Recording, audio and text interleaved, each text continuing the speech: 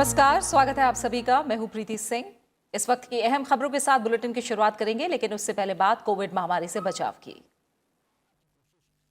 Corona महामारी के खिलाफ पूरा देश एकजुट होकर लड़ रहा है। आप भी हमारे साथ सुरक्षा और बचाव के एहतियाती उपायों का संकल्प लें।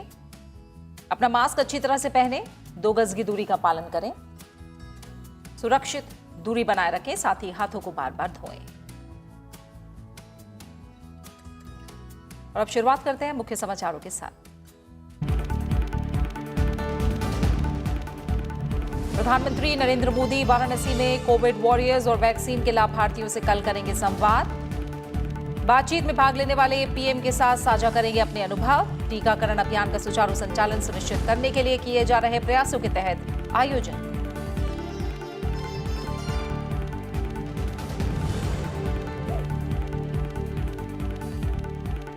सीरम इंस्टीट्यूट ऑफ इंडिया के पुणे प्लांट में लगी आग पर पाया गया काबू। हादसे में 5 लोगों की मौत।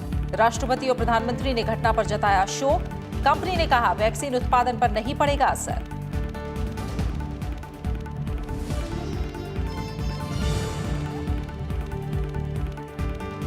कृषि कानूनों पर सुप्रीम कोर्ट की तरफ से नियुक्त समिति की बैठक। 8 राज्यों से 10 किसान संगठनों के प्रतिनिधियों ने पैनल के समक्ष रखे सुझाव। केंद्र और आंदोलनकारी किसान संगठनों के बीच कल होगी अगले दौर की वार्ता।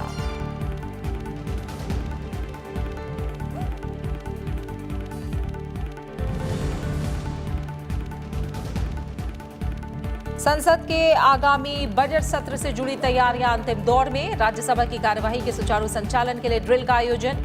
तकनीकी इंतजामों का भी किया गया परीक्षण।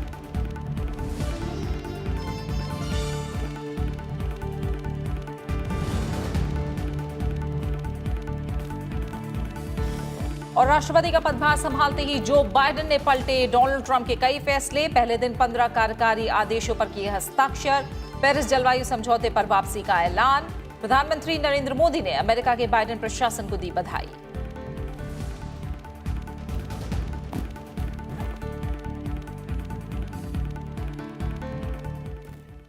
प्रधानमंत्री नरेंद्र मोदी शुक्रवार को वाराणसी में कोविड टीकाकरण अभियान के लाभार्थियों और टीके लगाने वालों से बातचीत करेंगे। प्रधानमंत्री ने ट्वीट करके कहा है कि दुनिया का सबसे बड़ा टीकाकरण अभियान भारत में चल रहा है। हमारे फ्रंटलाइन वॉरियर्स देश भर में टीकाकरण कर रहे हैं। इन सब के बीच वो दोपहर 1:15 पर वीडियो कॉन्फ्रेंसिंग के जरिए वाराणसी में कोविड टीकाकरण अभियान के लाभार्थियों और वैक्सीन लगाने वालों के साथ बातचीत करेंगे और उनके अनुभवों को सुनेंगे। प्रधानमंत्री ने कहा कि टीकाकरण अभियान का सुचारू रूप से संचालन सुनिश्चित करने के लिए उनके वैज्ञानिकों, राजनीतिक नेताओं, अधिकारियों और अन्य हितधारकों के साथ निरंतर संवाद और चर्चा चल रही है।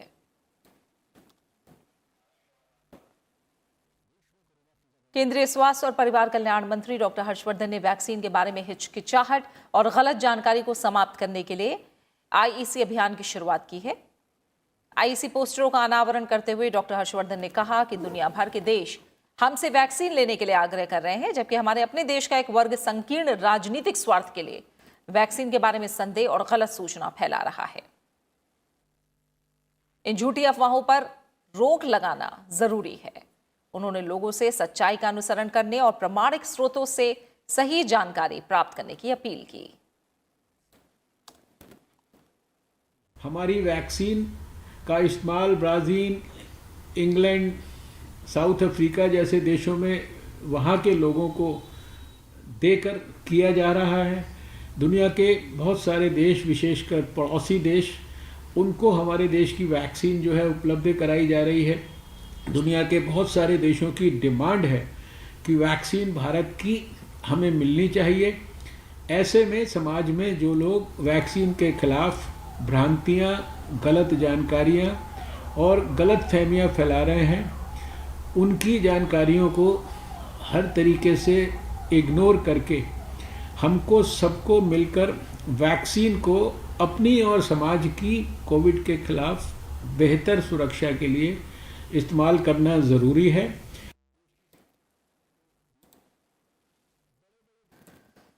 वहीं देश में कोविड टीकाकरण अभियान तेजी से चल रहा है और अब तक करीब 10 लाख लोगों को कोविड-19 का टीका लगाया जा चुका है। स्वास्थ्य मंत्रालय के मुताबिक देश में अब तक 18,169 59 सेशन में 9,99,065 लोगों को कोविड-19 का टीका लगाया जा चुका है।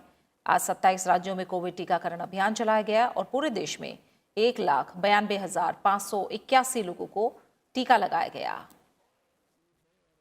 सारे देश में 9,99,065 लोगों को कोविड वैक्सीनेशन किया जा चुका है और इसके लिए 18,159 सत्र आयोजित किए गए।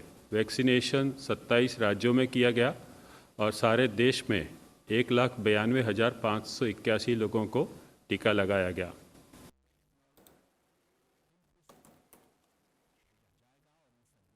वहीं स्वास्थ्य मंत्रालय ने कोविन सॉफ्टवेयर में नया प्रावधान किया है।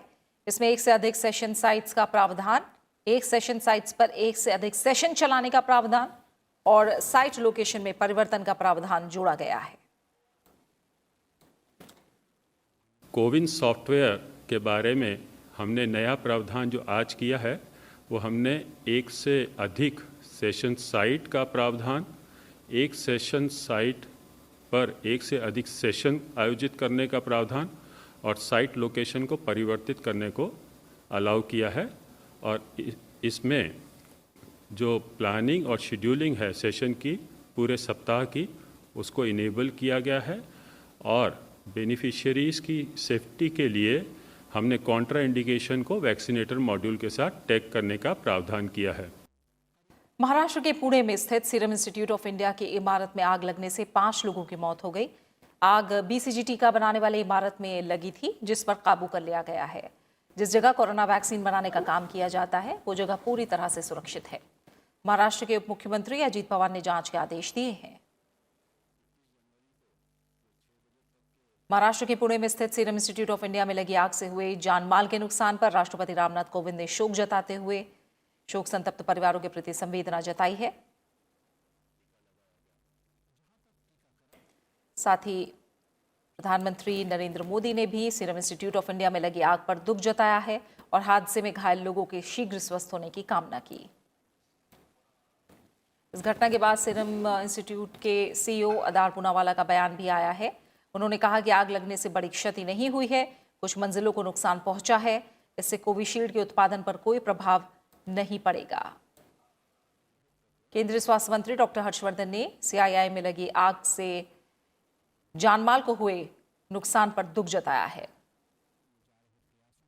साथ ही आग पर काबू पाने के लिए फायर ब्रिगेड की सराहना भी की है।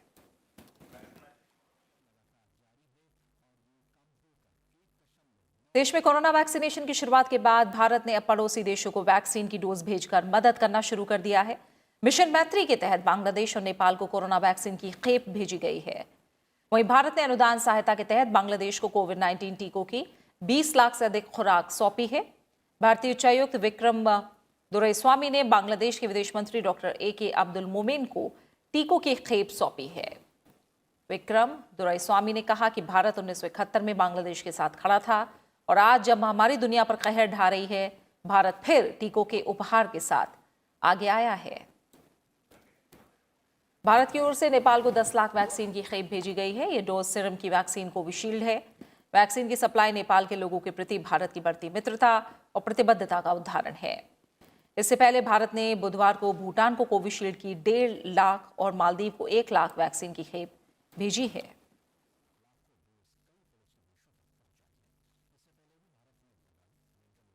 उपराष्ट्रपति एम वेंकैया नायडू ने केंद्र सरकार से हैदराबाद में टीका परीक्षण और प्रमाणन प्रयोगशाला स्थापित करने के बारे में विचार करने को कहा है। उपराष्ट्रपति ने इस सिलसिले में केंद्रीय स्वास्थ्य मंत्री डॉक्टर हर्षवर्धन से बात की और हैदराबाद के जिनोम वैली में टीका परीक्षण और प्रमाणन प्रयोगशाला स्थापित करने को लेकर तेलंगाना सरकार के अनुरोध पर विचार करने की मांग भी की। केंद्रीय स्वास्थ्य मंत्री ने उपराष्ट्रपति को आश्वासन दिया कि सभी पहलुओं को ध्यान में रखते हुए इस अनुरोध पर विचार किया जाएगा। उन्होंने उपराष्ट्रपति को यह भी बताया कि विश्व भर में 7 टीका परीक्षण और प्रमाणन प्रयोगशालाएं हैं, जिनमें से एक हिमाचल प्रदेश के कसौली में स्थित है। उन्होंने ये भी कहा कि इस प्रकार के संयंत्र के लिए एक अंतर्राष्ट्रीय संस्था की स्वीकृति की जरूरत होगी। इससे पहले तेलंगाना सरकार के सूचना प्रौद्योगिकी मंत्री KT रामाराव ने केंद्रीय स्वास्थ्य मंत्री को एक पत्र में बताया कि हैदराबाद में हर साल 6 बिलियन से ज्यादा खुराक तैयार की जाती हैं, जो विश्व स्तर पर टीके के उत्पादन का 1/3 हिस्सा है।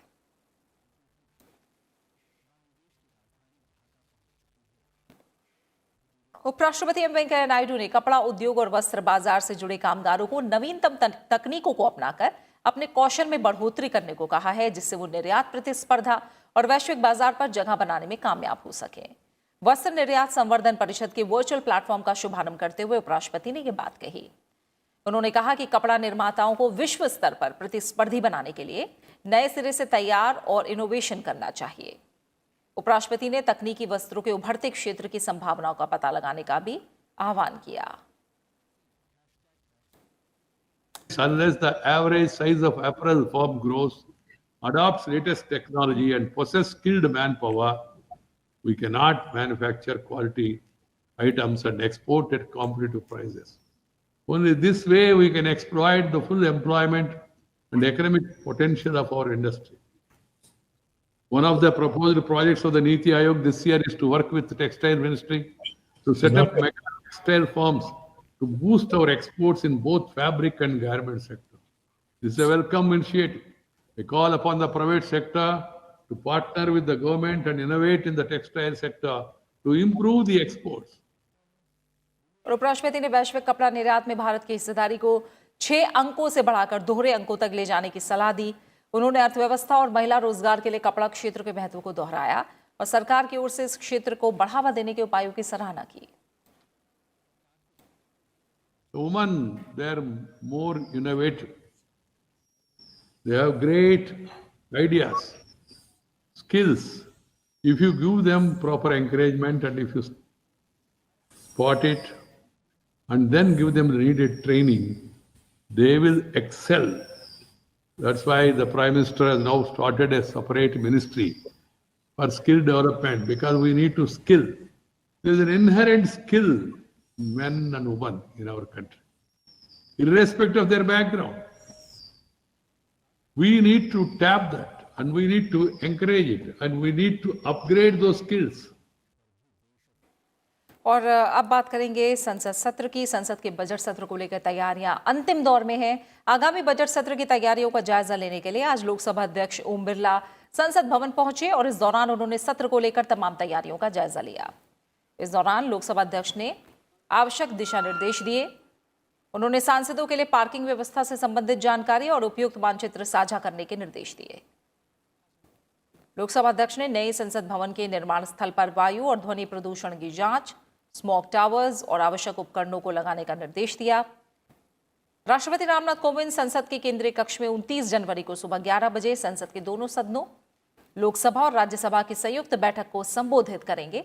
इसके साथ ही बजट सत्र की शुरुआत होगी। 1 फरवरी को आम बजट पेश किया जाएगा। 2 हिस्सों में चलने वाला बजट सत्र 8 अप्रैल तक चलेगा। पिछले मॉनसून सत्र की तरह इस बार भी संसद के दोनों सदनों की बैठक अलग अलग पालियों में होगी।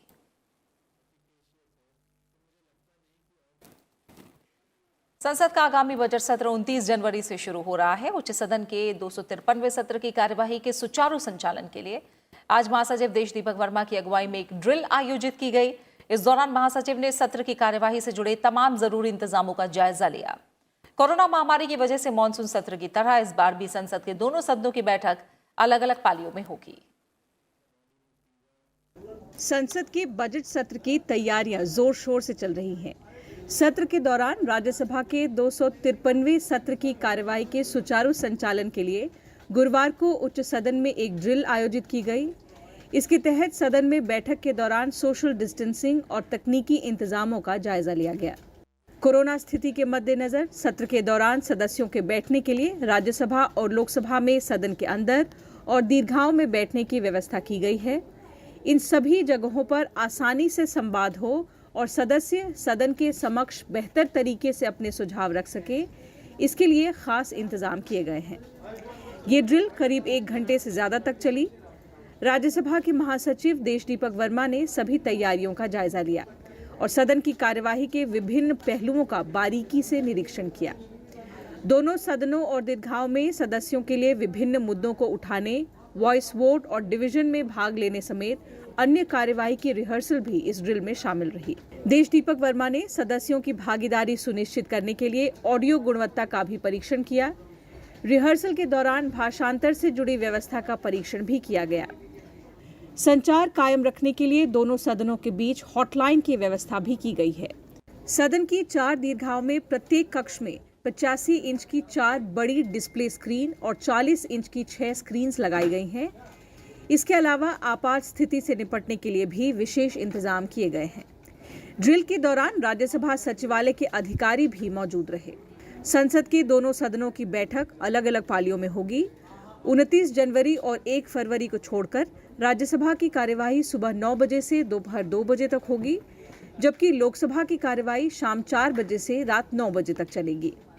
कोरोना महामारी के दौर में संसद का ये दूसरा सत्र है।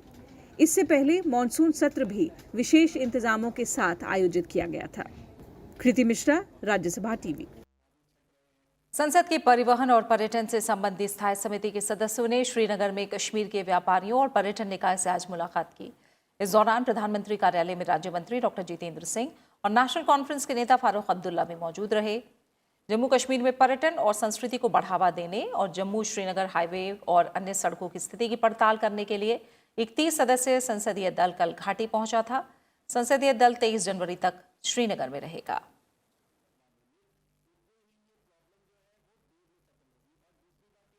तीन कृषि कानूनों को लेकर सुप्रीम कोर्ट की तरफ से गठित समिति ने किसानों के साथ बातचीत शुरू कर दी है। इसी क्रम में आज समिति ने 8 राज्यों के 10 किसान संगठनों से संवाद कायम किया। समिति ने आज विभिन्न किसान संगठनों और संस्थानों से वीडियो कॉन्फ्रेंसिंग के माध्यम से संवाद किया। समिति ने कर्नाटक, केरल, मध्य प्रदेश, महाराष्ट्र, ओडिशा, तेलंगाना, तमिलनाडु और उत्तर प्रदेश के 10 किसान संगठनों ने समिति के सदस्यों से संवाद किया। समिति की तरफ से जारी बयान में कहा गया है कि किसान संगठनों ने खुलकर विचार रखे और कानूनों के क्रियान्वयन में सुधार संबंधी सुझाव भी दिए। सुप्रीम कोर्ट ने 11 जनवरी को 3 कृषि कानूनों के अमल पर रोक लगा दी थी और गतिरोध को दूर करने के मकसद से 4 सदस्यीय समिति का गठन किया था। फिलहाल इस समिति में 3 ही सदस्य हैं, क्योंकि भारतीय किसान यूनियन के अध्यक्ष भूपेंद्र सिंह मान ने खुद को इस समिति से अलग कर लिया था। इस बीच केंद्र सरकार और किसान संगठनों के बीच अगले दौर की वार्ता कल होनी है।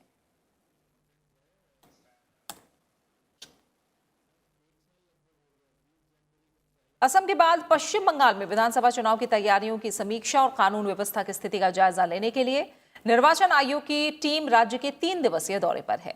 मुख्य चुनाव आयुक्त सुनील अरोड़ा के नेतृत्व में आयोग ने आज कानून व्यवस्था के अपर महानिदेशक सहित पुलिस के नोडल अधिकारियों के साथ बैठक की। विभिन्न राजनीतिक दलों के प्रतिनिधियों ने भी चुनाव आयोग की टीम से मुलाकात की और अपने सुझाव रखे। बीजेपी ने चुनाव आयोग से आग्रह किया है कि पश्चिम बंगाल में विधानसभा चुनाव के लिए केंद्रीय अर्धसैनिक बलों की टुकड़ियां तैनात होनी चाहिए, ताकि मतदाताओं में विश्वास बहाल हो सके। वहीं तृणमूल कांग्रेस के नेताओं ने सीमावर्ती इलाकों में वोटरों को धमकाए जाने का आरोप लगाया। वाम दलों की तरफ से राज्य की मतदाता सूची पर चिंता जाहिर की गई, जबकि कांग्रेस ने सभी मतदान केंद्रों पर केंद्रीय सुरक्षा बलों की तैनाती का सुझाव दिया।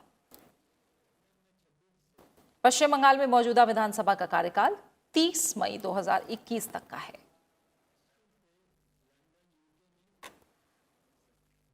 उत्तर प्रदेश विधान परिषद की 12 सीटों के लिए हुए चुनाव में बीजेपी के 10 और समाजवादी पार्टी के 2 उम्मीदवार निर्विरोध चुने गए हैं। चुने गए उम्मीदवारों में उप मुख्यमंत्री दिनेश शर्मा, पूर्व IAS अधिकारी AK शर्मा और उत्तर प्रदेश बीजेपी अध्यक्ष स्वतंत्र देव सिंह शामिल हैं। इसके अलावा समाजवादी पार्टी के राजेंद्र चौधरी भी निर्विरोध निर्वाचित हुए। रिटर्निंग अधिकारी ब्रजभूषण दुबे ने बताया है कि सभी 12 उम्मीदवारों को निर्विरोध निर्वाचित घोषित किया गया है। आज नाम वापसी का आखिरी दिन था। वहीं बिहार विधान परिषद की 2 सीटों के लिए हुए उपचुनाव में बीजेपी के सैयद शाहनवाज हुसैन और विकासशील इंसान पार्टी के अध्यक्ष मुकेश सहनी निर्विरोध चुने गए हैं।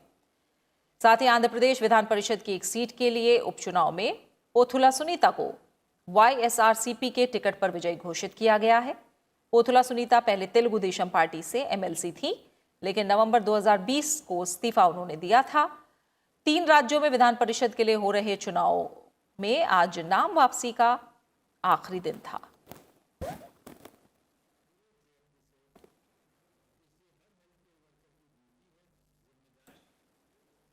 रक्षा मंत्री राजनाथ सिंह ने आज दिल्ली में गणतंत्र दिवस शिविर में राष्ट्रीय कैडेट कोर के कैडेट्स को संबोधित किया। उन्होंने NCC कैडेट्स को देश की रक्षा की दूसरी पंक्ति बताते हुए उनके योगदान की सराहना की। उन्होंने कहा कि सरकार ने 1100 से अधिक ऐसे स्कूलों की पहचान की है जहां NCC प्रशिक्षण शुरू किया जाएगा। रक्षा मंत्री ने सीमावर्ती और तटीय क्षेत्रों में कैडेट्स को प्रशिक्षण की सुविधा प्रदान करने की आवश्यकता पर जोर दिया। उन्होंने कोविड संकट के दौरान एनसीसी कैडेट्स के काम की तारीफ की। चाहे आत्मनिर्भर भारत, चाहे फिट इंडिया कैंपेन अथवा हमारी न्यू एजुकेशन पॉलिसी, स्वच्छता, पर्यावरण एवं भारत के संवैधानिक मूल्य, कॉन्स्टिट्यूशनल वैल्यूज के प्रति लोगों के अंदर जागरूकता पैदा करने में भी आपने बहुत बड़ी भूमिका निभाई है। मेरे कैडेट्स, मैं आपको हृदय की गहराइयों से अपनी हार्दिक शुभकामनाएं देता हूं, आपको मैं बधाई देता हूं। सेना प्रमुख जनरल मनोज मुकुंद नरवणे ने देश की रक्षा जरूरतों को पूरा करने के लिए आत्मनिर्भर होने पर जोर दिया है। उन्होंने कहा कि पिछला साल 2 चुनौतियों के साथ अलग रहा, जिसमें कोविड महामारी और उत्तरी सीमा पर विवाद शामिल रहा। इसके कारण ग्लोबल सप्लाई चेन की आपूर्ति भी की समस्या सामने आई और आत्मनिर्भरता की जरूरत महसूस हुई। विदेश में तैयार उपकरणों पर निर्भरता घटाकर रणनीतिक आत्मनिर्भरता हासिल करने के लिए भारतीय सेना और society of Indian defence manufacturers के बीच आज एक समझौते पर हस्ताक्षर किए गए। इस मौके पर सेना अध्यक्ष ने कहा कि विदेशी उपकरणों पर निर्भरता की जगह भारतीय सशस्त्र बलों की स्वदेशी क्षमता के विकास की आवश्यकता है। More than 10 startups have been identified for innovative use of niche technology, which if developed can successfully enhance our operational capability. Today we have signed a MOU with the SIDM for taking this relationship further. This MOU is a reiteration of a firm resolve towards achieving self-reliance by supporting and hand-holding the indigenous defense industry. भारतीय share बाजार ने आज नया record बनाया। Bombay share बाजार का संवेदी सूचकांक सेंसेक्स आज पहली बार 50,000 को पार कर गया। दिन भर के कारोबार में सेंसेक्स ने 50,184.01 का उच्च स्तर छुआ। नेशनल स्टॉक एक्सचेंज का निफ्टी भी 14,753.55 के उच्च स्तर पर पहुंचा। हालांकि शेयर बाजार के रिकॉर्ड ऊंचाई पर पहुंचने के बाद बिकवाली का दौर शुरू हो गया, जिसके चलते सेंसेक्स 167.36 अंकों की गिरावट के साथ 49,624.76 अंक पर बंद हुआ। वहीं निफ्टी 54.35 अंक गिरकर 14,590.35 के स्तर पर बंद हुआ।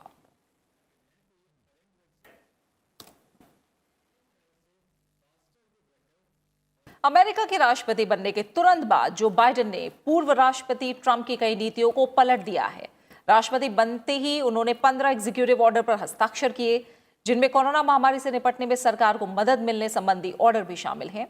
इसके अलावा जलवायु संकट और अप्रवासन संबंधी ट्रंप प्रशासन की नीतियों को बदलने के लिए नए आदेश भी शामिल हैं। अमेरिकी राष्ट्रपति पद संभालते ही जो बाइडेन ने कई बड़े फैसलों पर हस्ताक्षर किए। ओवल ऑफिस में काला मास्क पहनकर आए राष्ट्रपति बाइडेन ने पत्रकारों से बात की और कहा कि उनकी बड़ी प्राथमिकताओं में कोविड संकट, आर्थिक संकट और जलवायु संकट शामिल हैं। उन्होंने अपने पहले एग्जीक्यूटिव ऑर्डर के तहत सभी अमेरिकियों को कोविड-19 के लिए मास्क पहनना अनिवार्य कर दिया है। साथ ही पेरिस जलवायु समझौते में अमेरिका दोबारा शामिल हो गया है। And the first order I'm going to be signing here relates to COVID, and it's requiring, as I said all along, where I have authority, mandating masks be worn, social distancing be kept on federal property, on interstate commerce, etc. So this is the first one I'm signing. I, Joseph Robinette Biden Jr., do solemnly swear. इससे पहले democratic party के नेता Joe Biden ने America के 46वें राष्ट्रपति के तौर पर शपथ ली। Office of President of the United States. And will, to the best of my ability, I, Kamala Devi Harris, do solemnly Biden से पहले 56 वर्षीय कमला हैरिस ने अमेरिका के 49वें उपराष्ट्रपति पद की शपथ ली। कमला अमेरिकी इतिहास की पहली महिला उपराष्ट्रपति हैं। शपथ लेने के बाद पहला भाषण देते हुए जो बाइडेन ने कहा कि ये अमेरिका लोकतंत्र, इतिहास और उम्मीदों का दिन है। उन्होंने कहा कि ये एक उम्मीदवार की जीत का जश्न नहीं, बल्कि लोकतंत्र की जीत का जश्न है। This is America's day. This is Democracy's Day, a day of history and hope, of renewal and resolve. Through a crucible for the ages, America has been tested anew, and America has risen to the challenge. अमेरिकी राष्ट्रपति पद की शपथ लेने के बाद Joe Biden जब white house पहुंचे तो वो अपनी गाड़ी से 2 ब्लॉक पहले ही उतर गए और व्हाइट हाउस तक अपने परिवार के साथ पैदल चलकर गए। बाइडेन के बाद नई उपराष्ट्रपति कमला हैरिस भी व्हाइट हाउस में दाखिल हुईं। उनके साथ उनके पति डग एमहॉफ भी थे। शपथ ग्रहण के बाद दुनिया भर से जो बाइडेन और कमला हैरिस को शुभकामनाएं मिल रही हैं। उपराष्ट्रपति एम वेंकैया नायडू और प्रधानमंत्री नरेंद्र मोदी ने भी उन्हें शुभकामनाएं दी हैं। प्रधानमंत्री मोदी ने ट्वीट किया कि वो जो बाइडेन के साथ भारत अमेरिकी रणनीति साझेदारी को मजबूत करने के लिए मिलकर काम करने को लेकर इंतजार कर रहे हैं। प्रधानमंत्री मोदी ने कहा कि आम चुनौतियों का सामना करने को लेकर और वैश्विक शांति और सुरक्षा के लिए भारत अमेरिका के साथ खड़ा है। उन्होंने कहा कि भारत अमेरिका साझेदारी साझा मूल्यों पर आधारित है और हमारे पास कई द्विपक्षीय एजेंडे हैं जिनमें बढ़ती आर्थिक साझेदारी और लोगों का जुड़ाव शामिल है। Bureau report, Rajya Sabha TV. 1972 में देश के 3 राज्यों मणिपुर, त्रिपुरा और मेघालय का गठन किया गया। पूर्वोत्तर क्षेत्र पुनर्गठन अधिनियम 1971 के तहत इन तीनों राज्यों का दर्जा दिया गया। इन राज्यों के स्थापना दिवस पर राष्ट्रपति, उपराष्ट्रपति और प्रधानमंत्री ने बधाई दी है। राष्ट्रपति रामनाथ कोविंद ने अपने ट्वीट संदेश में राज्य दिवस पर मणिपुर, मेघालय और त्रिपुरा के लोगों को बधाई दी है। उपराष्ट्रपति एम वेंकैया नायडू ने भी राज्यों के स्थापना दिवस पर ट्वीट करके बधाई दी है। उन्होंने कहा है कि इस पूरे क्षेत्र पर प्रकृति और संस्कृति की असीम अनुकंपा रही है। लोगों में जीवन के प्रति अद्भुत जिज्ञासा रही है। राष्ट्र की सामाजिक, सांस्कृतिक और प्राकृतिक विविधता में पूर्वोत्तर क्षेत्र विशिष्ट योगदान दे रहा है। यहाँ के लोगों ने अपनी स्वस्थ जीवन शैली से पूरे देश को राह दिखाई है।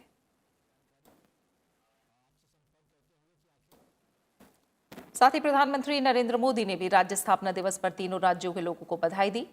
उन्होंने लिखा है कि पूर्वोत्तर के तीनों राज्य अपनी दयालुता और भाईचारे की भावना के लिए जाने जाते हैं। आने वाले समय में सभी राज्य प्रगति की नई ऊंचाइयों को छुएं। और इसी के साथ खबरों में फिलहाल इतना ही। आगे हमारे खास कार्यक्रम देश देशांतर में देखिए कृषि कानून, संवाद और समाधान के विकल्प। इस बुलेटिन में इतना ही, लेकिन चलते चलते एक बार फिर आपसे अपील। कोरोना महामारी के खिलाफ पूरा देश एकजुट होकर लड़ रहा है। आप भी हमारे साथ सुरक्षा और बचाव के एहतियाती उपायों का संकल्प लें। अपना मास्क अच्छी तरह से पहने, 2 गज की दूरी का पालन करें, सुरक्षित दूरी बनाए रखें, साथ ही हाथों को बार बार धोएं। अपना अच्छे से ख्याल रखिए और मुझे दीजिए इजाजत। नमस्कार।